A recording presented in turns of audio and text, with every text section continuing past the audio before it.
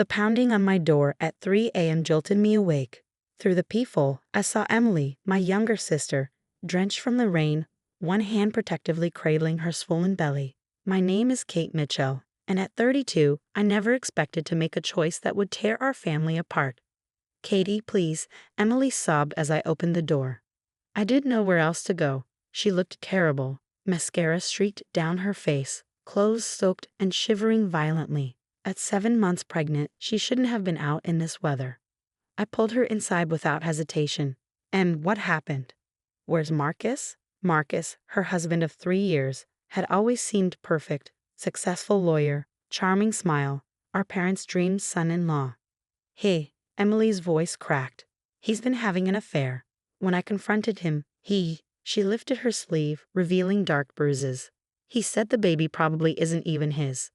"Katie, he's been acting strange for months, but tonight, I was scared he might." My blood ran cold. Before I could respond, my phone buzzed. Mom's name flashed on the screen, followed by a text.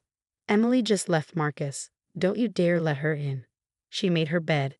Now she can lie in it." I stared at the message in disbelief. How did Mom already know? And more importantly, how could she be so cruel? Another text followed. "Your father and I warned her about getting pregnant so soon. She chose to ignore us. She deserves to be alone." Emily peered at my phone, fresh tears spilling. "They already called you." Mom said. She said I was dead to them for leaving Marcus. She said I was throwing away the perfect marriage for silly suspicions. Her hands trembled as she pulled out her own phone, showing me a series of horrific messages from our mother. I felt sick. Our parents had always been image-obsessed, more concerned with appearances than their daughter's well-being. Emily had been their pride and joy, until now. The perfect daughter who married the perfect man, living the perfect life they'd scripted for her. "You're staying here," I said firmly, sending a quick text to Mom. "She's safe. That's all you need to know." Mom's response was immediate. "Catherine Ann Mitchell, if you take her in, you're no longer our daughter. Think carefully about your next move." I thought about our family dynamics, how Emily had always followed their rules, always sought their approval. I'd been the rebel, moving across the city to pursue my career instead of settling down with their choice of suitor. Maybe that's why I could see through their manipulation more clearly. Have you eaten?" I asked, already heading to the kitchen. She shook her head, still crying silently. As I heated up leftover soup, my phone exploded with calls. Mom, Dad, even Marcus. I silenced them all. Emily needed a safe space, not more guilt and manipulation. "Marcus told them I'm lying about everything," Emily whispered, settling at my kitchen counter. "He said I'm having mental issues because of the pregnancy." Mom believed him instantly. I set the soup in front of her, my decision crystallizing. "Listen to me, You're staying here as long as you need. We'll get you a doctor's appointment tomorrow to check on the baby, and I'm calling my friend Anna. She's a divorce attorney. But Mom and Dad can either support you or stay out of your life. There's no middle ground here, Not when your safety and my niece or nephew's future is at stake." My phone buzzed again. This time, it was a family group text from Mom. "Emily has had a mental breakdown. She's making horrible accusations about Marcus. If anyone helps her continue this delusion, they're no longer welcome in this family." I watched Emily eat her soup, saw the fear and exhaustion in her eyes, and made my choice. Some things were more important than keeping peace in the family. Some choices defined who you really were. Picking up my phone, I typed a response that would change everything. "Emily and her baby are safe with me. Anyone who chooses to believe an abuser over their own daughter is the one who's lost their way. Don't contact us again unless you're ready to hear the truth." Then I blocked them all. Mom, Dad, Marcus, and the string of relatives already jumping in to take sides. Emily needed protection, support, and love. 3 things our parents had forgotten in their quest for perfect appearances. Looking at my sister, I saw strength beneath her tears. She'd chosen to leave, to protect herself and her baby, despite knowing she'd lose everything. Now it was my turn to choose, and I chose her. "Get some rest," I said, leading her to my spare room. "Tomorrow we start fighting back." The next few weeks were a battlefield of legal threats and family drama. Marcus, proving himself even worse than we thought, launched a full-scale campaign to paint Emily as an unstable pregnant woman having delusions. Our parents, still firmly in his corner, helped spread this narrative through our entire social circle. But Marcus made one crucial mistake. The day after Emily fled to my house, he sent her a series of threatening texts, not realizing she'd started documenting everything. "You think anyone will believe you? I own this town. Your own parents know you're crazy. Come home now, or you'll never see a penny of our money." Anna, my divorce attorney friend, was brilliant. She helped Emily file for an emergency protection order, using the texts and photographs of Emily's bruises as evidence. When Marcus was served with the papers at his law firm, his mask of perfection finally cracked. "You've ruined everything." He showed up at my building one evening, drunk and raging. Thank goodness for security cameras and my doorman Miguel. His recorded tirade became Exhibit A in our growing case against him. Our mother's response was equally volatile, but in her typical passive-aggressive style. She started calling my elderly neighbors, claiming she was worried about her daughter's mental health. Mrs. Sullivan from next door, bless her heart, recorded every call and handed them straight to me. "Your mother seems very concerned about appearances," Mrs. Sullivan said with a knowing look.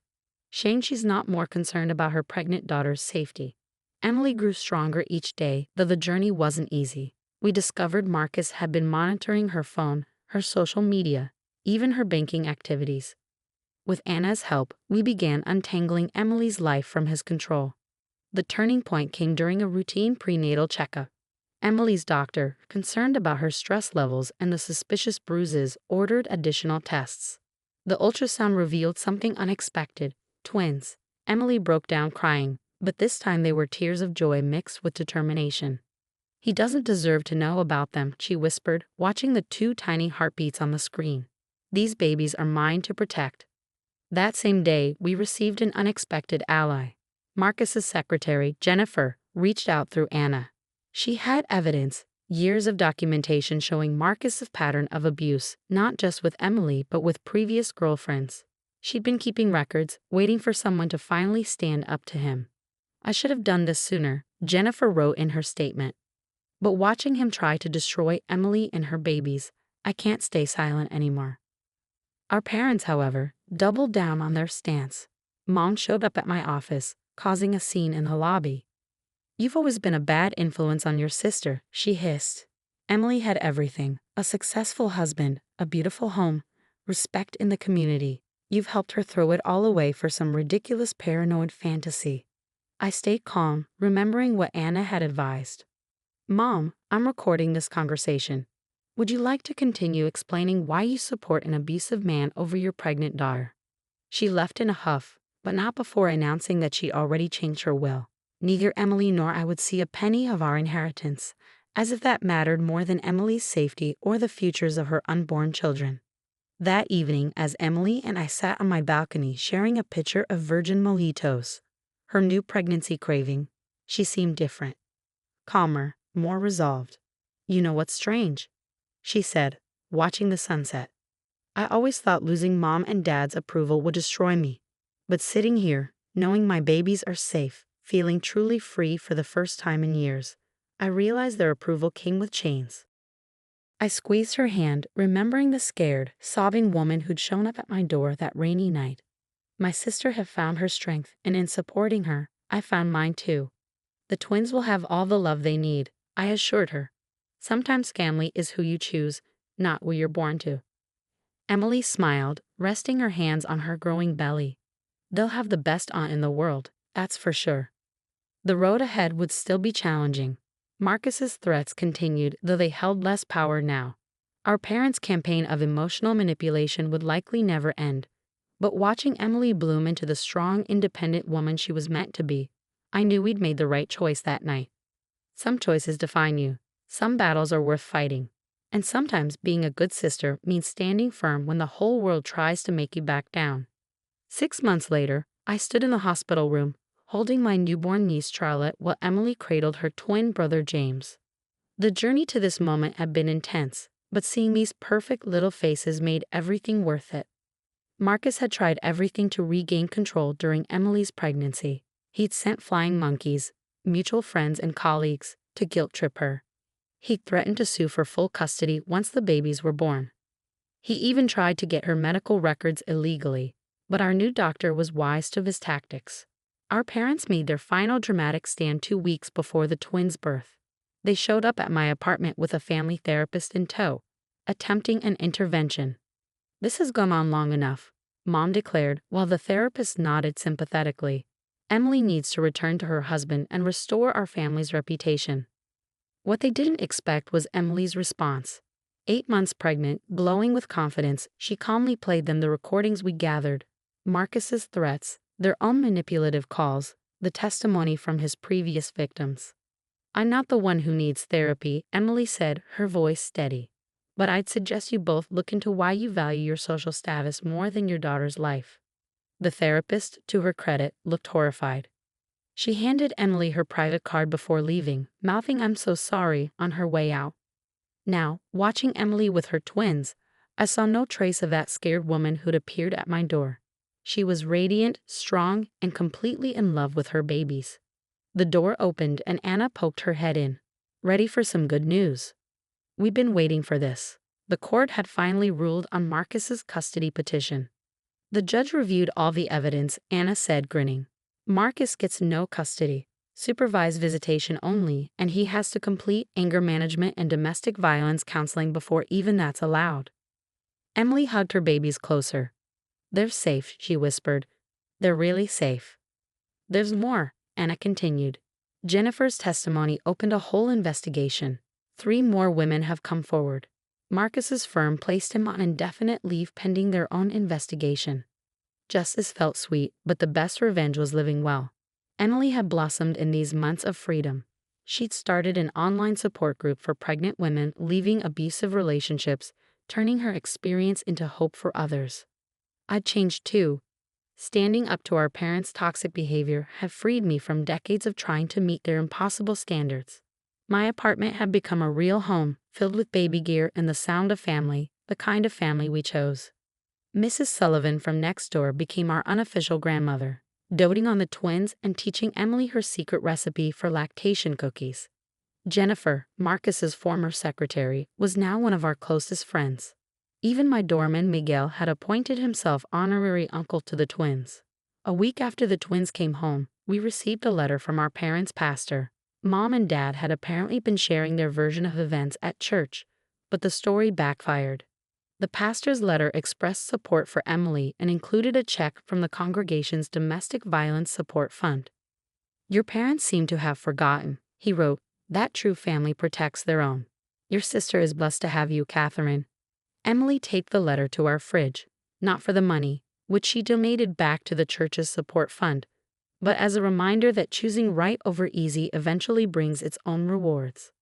The twins were 6 weeks old when we heard that Marcus had left town, his reputation in shambles.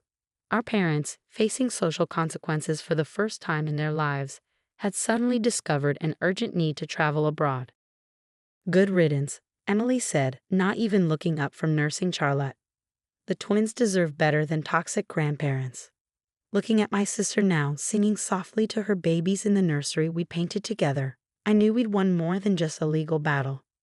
We'd broken a cycle of abuse and control that could have continued for generations. The twins would grow up knowing what real love looks like.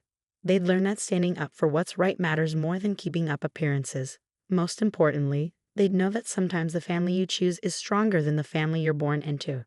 Emily caught me watching and smiled. "Thank you," she said simply, "for opening your door that night, for everything." I picked up James, who was starting to fuss. "That's what real family does," I replied. "We'll always have each other's backs." And we did. We chosen love over fear, truth over appearances, and courage over comfort. In doing so, we built something better than the perfect family image our parents had tried to force. We built a genuine one.